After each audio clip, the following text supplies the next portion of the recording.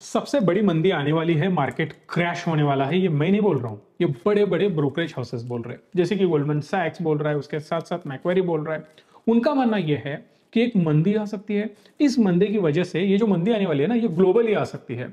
वो मंदी आएगी और ओवरऑल मार्केट क्रैश कर जाएगा। 2025 की हम बात कर रहे हैं, क्योंकि जब भी 2025 आता है या नया साल आता है, तब हर एक इंसान पॉजिटिव सोचता है कि इस साल में कुछ हम अच्छा करेंगे, बढ़िया करेंगे, ये करेंगे, वो करेंगे। बट अगर आप पास्ट हिस्ट्री भी देखोगे ना, तो बहुत सारे ब्रोकरेज हाउसेस निगेटिव कमेंट्री करते हैं आने वाले साल के बारे में। अब ये कमेंट्री झूठ है ऐसा मुझे बिल्कुल भी नहीं बोलना है, या सच है ऐसे भी नहीं बोलना है। उसका रीजन मैं आपको आगे जाके बताऊंगा, और उसके पीछे का सच मैं एक्चुअल आपके सामने प्रेजेंट करूंगा। मैं पहला और सबसे बड़ा स्टेटमेंट आपके सामने ये देना चाहता हूं, मार्केट गिरेगा या बढ़ेगा कोई भी नहीं बोल सकता है। कि अभी जो मार्केट थोड़ा नीचे आया है, इसके बारे में एग्जैक्ट जानकारी किसी के पास थी क्या? बिल्कुल भी नहीं। सब लोग 6 महीना पहले, 7-8 महीना पहले, जब भी मार्केट ऊपर जा रहा था, हर एक इंसान पॉजिटिव कमेंट्री कर रहा था। जब नीचे आया, हर एक बंदा यार दबा के निगेटिव न्यूज देने लगा। बट आज के दिन अगर हम इस रिपोर्ट के बारे में बात करते हैं, जो आप स्क्रीन पे भी देख रहे होंगे, तो इसके बारे में मैं क्लियरली बोलना चाहता हूं कि ये रिपोर्ट आया है कि चाइना और यूएस का वॉर होगा। क्योंकि डोनाल्ड ट्रंप साहब, उनको तो मतलब चाइना से इतनी ज्यादा चिढ़ है ना, कि उनका मानना यह है कि मैं चाइना को टोटली बैन कर लूंगा, कि मुझे चाइना का माल मेरे देश में चाहिए नहीं। सिंपल चीज याद रखना, चाइना से जो जो भी ये द्वेष है ना, ये मुझे भी रास बिल्कुल नहीं आता है। चाइना ने एग्जैक्टली यूएस के साथ कुछ गलत किया है इतना ज्यादा बड़े स्केल पे? बिल्कुल भी नहीं। आप बोल सकते हो कि जो भी इंटरनली दोनों एक दूसरे के साथ टशन में रहते हैं, वगैरह वगैरह चलता रहता है। हाँ, मैं इंडिया चाइना की बात बिल्कुल भी नहीं कर रहा हूँ। बॉर्डर पे हमारा कुछ टेंशन चल रहा है, इधर उधर की चीजें होती रहती है, वो एक अलग मैटर है। बट यूएस का और चाइना का अगर हम देखें, तो ये सबसे बड़ा कौन, इसके ऊपर इनका बहुत बड़े लेवल पे झगड़ा चलता रहता है। उनका मानना यह है कि डोनाल्ड ट्रंप ने जो अभी बातें करी थी कि चाइना के ऊपर हम सैंक्शंस लगा देंगे, 60% से लेके 100% तक हम सैंक्शंस लगा देंगे। इसका मतलब क्या है कि एक्स्ट्रा टैक्स लगा देंगे। अगर वो लोग एक्स्ट्रा टैक्स लगा देते हैं, तो चाइना के जो भी प्रोडक्ट्स हैं उनकी वैल्यू बढ़ जाएगी। चाइना के प्रोडक्ट की वैल्यू अगर बढ़ जाती है, एग्जाम्पल के तौर पर मैं बता देता हूं, 100 रुपए की एक चीज है। अब 100 रुपए के चीज के ऊपर अगर हम 100% टैक्स लगा देते हैं, तो उसकी प्राइस सीधा 200 रुपए हो जाएगी। अब चाइना से ली गई चीज अगर मुझे 200 में मिल रही है, और यूएस में बनाई गई चीज या अदर कोई भी कंट्रीज ने जो यूएस को जो चीज भेजी है, उसकी प्राइस 150 रुपए होगी, तो डेफिनेटली चाइनीज माल महंगा दिखेगा। और उसके ऊपर इतना ज्यादा महंगा पेमेंट करने से बेटर है कि मैं चाइना का माल ही परचेस ना करूं। सो इनडायरेक्टली उनका माल बेचने से रोका जाता है हेवी टैक्सेस इंपोज करके। जैसे कि बहुत सारे चाइनीज और अमेरिकन चीजों पे भी इंडिया में बहुत बड़े बड़े टैक्सेस है। बाहर से जो भी लग्जरियस कार इंपोर्ट करेंगे, उसके ऊपर भी बहुत बड़े बड़े टैक्सेस है, जिसकी वजह से मेक इन इंडिया को बढ़ोतरी मिलती है। वैसे ही चाइना भी सोच रहा है, या अमेरिका भी सोच रहा है कि हमारे देश में जो भी प्रोडक्शन हो रहा है, उसका मेजर कंजम्पशन हमारे ही देश में हो, या हमारा माल बाहर अच्छे से एक्सपोर्ट हो। हर कोई देश सोचेगा ना, उसी वजह से उनकी जीडीपी बढ़ेगी। बट यहां पे बोला यह जा रहा है कि चाइना को रोका जाएगा। अब चाइना को रोका जाएगा, बट चाइना प्रोडक्शन तो करेगा। चाइना प्रोडक्शन करने के बाद वो सारी चीजें वो डंप करेगा अदर कंट्रीज में। क्योंकि यहां पे अगर हम देखें, तो ओवरऑल 300 से 500 बिलियन का ट्रेड सरप्लस हमें यहां देखने मिलता है।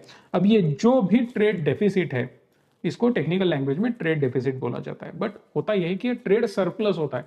एक्स्ट्रा ट्रेड मतलब आपने 1,000 करोड़ का माल बेचा, हमने भी 1,000 करोड़ का माल बेचा, तो सेट ऑफ हो गया, जीरो हो गया।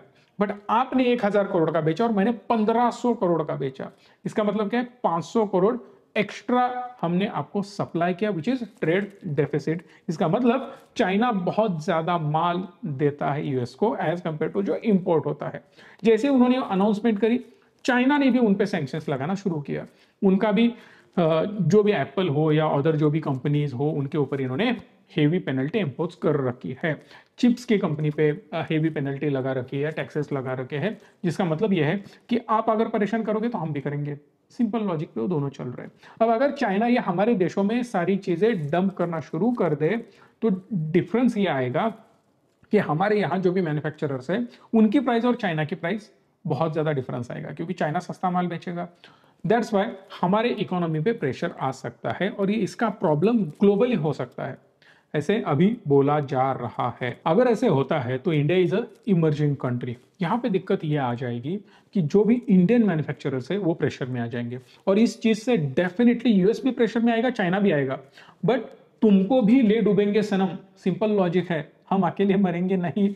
इस लॉजिक के साथ चाइना के साथ साथ इंडिया को भी प्रॉब्लम हो जाएगा। अगर आपके नेबर के घर को आग लगी है ना, उसकी थोड़ी सी झलक आपके घर में भी देखने मिलेगी, या बोल सकते हो कि उसका टेम्परेचर की वजह से आपके घर में भी टेम्परेचर बढ़ने वाला है। वही सेम चीज अपने यहाँ भी हो सकती है, क्योंकि इंपोर्ट होगा तो इसका मतलब बहुत ज्यादा जीडीपी में दिक्कत हमारे आ जाएगी, क्योंकि इंपोर्ट बढ़ने वाला है। दूसरी इंपॉर्टेंट चीज, हमारे यहाँ जो भी मैन्युफैक्चरर्स है उन पे इंपैक्ट होगा, क्योंकि उनका सेल डाउन हो जाएगा। कंपनियों की डीग्रोथ हमें देखने मिल सकती है। कंपनियों की डीग्रोथ होती है तो डेफिनेटली उनके सेल्स इंपैक्ट होंगे, प्रॉफिट इंपैक्ट होंगे, मार्जिन इंपैक्ट होंगे, स्टॉक पे भी इंपैक्ट हो सकता है। यह सारा सिनेरियो अभी बोला जा रहा है। बट आपको पता है, हर चीज को ना हम थोड़ा पॉजिटिव वे में देखते हैं। ये हुई निगेटिव चीज, बट इसको पॉजिटिव वे में भी देखा जा सकता है। इसको पहले हम ये सोचेंगे कि यूएस जेन्युइनली उनके ऊपर इतने ज्यादा टैक्सेस इंपोज करेगा या नहीं करेगा। क्योंकि एक चीज याद रखना, यूएस भी बहुत बड़ी इकोनॉमी है, उसके बाद में चाइना आता है। तो अगर इतना बड़ा चाइना है, अगर एक दोनों हम झगड़ते ही बैठेंगे तो डेफिनेटली दोनों कंट्रीज पे बहुत बड़ा नेगेटिव इंपैक्ट होगा। क्योंकि वहां पे कोरिया बैठा हुआ है, वहां पे पुतिन साहब रशिया को लेके बैठे हुए हैं, ये भी उनके दुश्मनी है। तो कितने ज्यादा हम दुश्मन बढ़ाएंगे, जितने ज्यादा आप दुश्मन बढ़ाते जाओगे उतना निगेटिव इंपैक्ट और उनको अपोज करने वाला काउंट बढ़ता जाएगा। तो डेफिनेटली मुझे नहीं लगता कि यूएस उतना ज्यादा अपोज झेल पाएगा। आज के दिन उनके ऊपर भी कर्जा बहुत ज्यादा बढ़ चुका है, और दुश्मनी लेना मतलब सिंपल है, डायरेक्टली प्रोपोर्शनल टू अपने देश की वाट लगाना, जो कि रशिया यूक्रेन में आप देख ही चुके हो रशिया की कितनी ज्यादा वाट लग चुकी है। आगे बढ़ने से पहले एक सबसे बड़ी अपॉर्चुनिटी हमारे यहाँ बन रही है, जो कि एक डीमैट अकाउंट अगर आप हमारे यहाँ से खोलोगे तो आपको अपॉर्चुनिटी मिलेगी एक फ्री कोर्स की। अगले ही साल मतलब 2025 के फर्स्ट वीक से हम शुरुआत करने जा रहे फ्री कोर्सेस की। अगर आपको एक महीना ये जनवरी का फ्री कोर्स अटेंड करना है तो जल्द से जल्द एक फ्री ऑफ कॉस्ट वाला डीमैट अकाउंट ओपन कर सकते हो। इस नंबर को कॉल कर लेना और अभी के अभी तुरंत डीमैट अकाउंट ओपन कर लेना।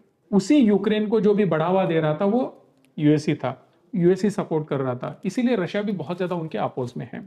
अगर इतना ज्यादा अपोज हो जाएगा तो दो गुट बट जाएंगे, जहां पे चाइना डोमिनेंस करने वाला और इंडिया वगैरह भी उसमें हो सकता है, रशिया भी हो सकता है, बाकी कंट्रीज भी उसमें आ सकती है, और यूएस वाली एक टीम अलग ही हो सकती है जिनके साथ यूक्रेन हो या आप यूरोपियन कंट्रीज भी उनके साथ जा सकती है, कुछ कंट्री इनके साथ भी आ सकती है, जो कि मुझे नहीं लगता इतना बड़ा वॉर होना पॉसिबल है। चलो, अगर छोटे मोटे लेवल पे होता भी है, और ये होगा भी, मैं क्लियरली बोल देता हूं, बड़े लेवल पे होगा ये मुझे डाउट है, बट छोटे लेवल पे डेफिनेटली होगा। क्यों होगा? क्योंकि जो मैंने बोला है वो मैंने करके दिखाया है। थोड़ी तो झलक उनको दिखानी पड़ेगी, क्योंकि इतना ज्यादा चाइना द्वेष है, इसीलिए एक सर्टन अमाउंट वोटिंग उनको मिला है, उनको ये लोग नाराज नहीं कर सकते। सो छोटा मोटा टैक्स इंपोज किया जाएगा, थोड़ी तनातनी होगी, थोड़ा प्रेशर वहां पे दिखाई देगा, बट ये थोड़ा और भी बढ़ जाता है तो भी इतना ज्यादा इंपैक्ट इंडिया पे नहीं हो सकता।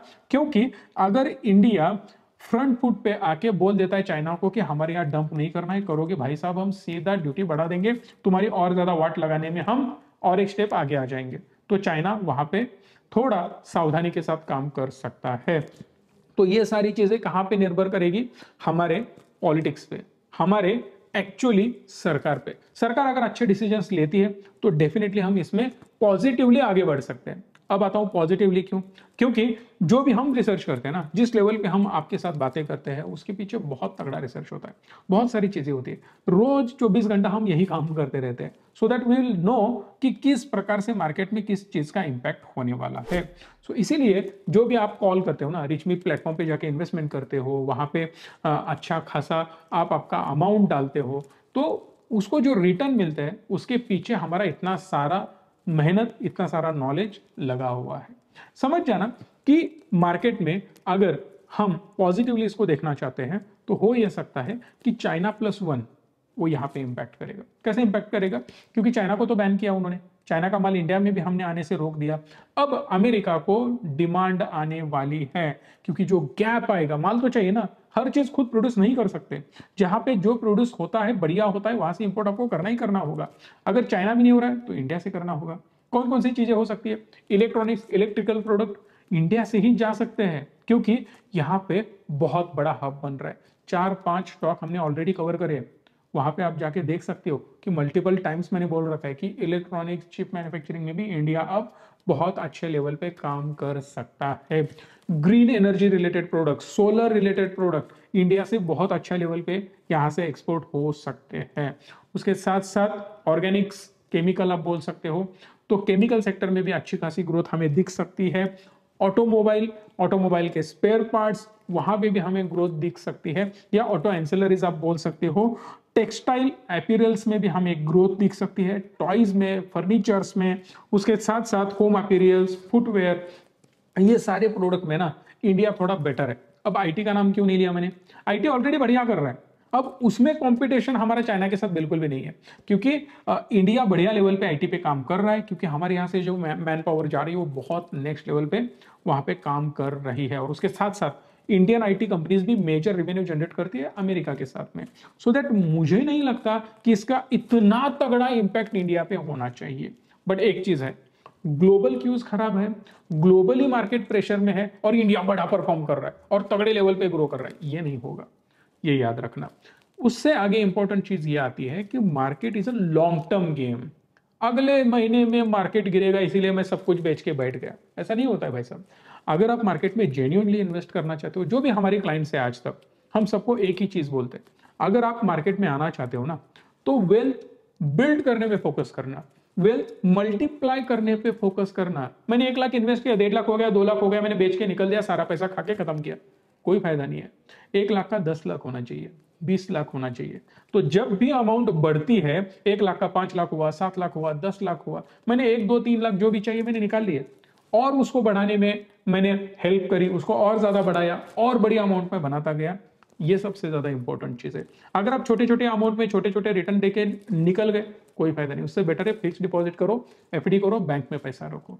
अगर आपको बड़ा गेम खेलना है, बड़ी वेल्थ बनानी है, तो शुरुआत करो। सो सिंपल मैं ये बोलता हूं लोगों को, आज आपके पास पैसा है ना, ठोक दो, डाल दो, कोई दिक्कत नहीं।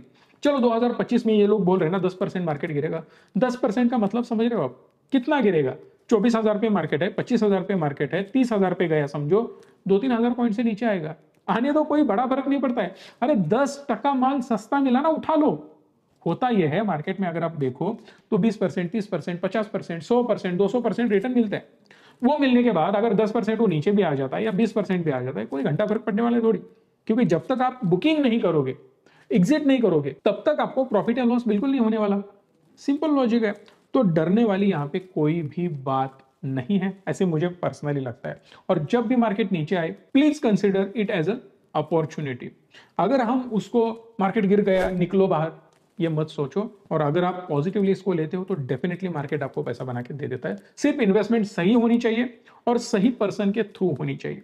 सो कोई भी हमारी हेल्प चाहिए आप कॉल कर सकते हो, वीडियो को लाइक और चैनल को सब्सक्राइब भी कर सकते हो। धन्यवाद। Stay tune and stay positive.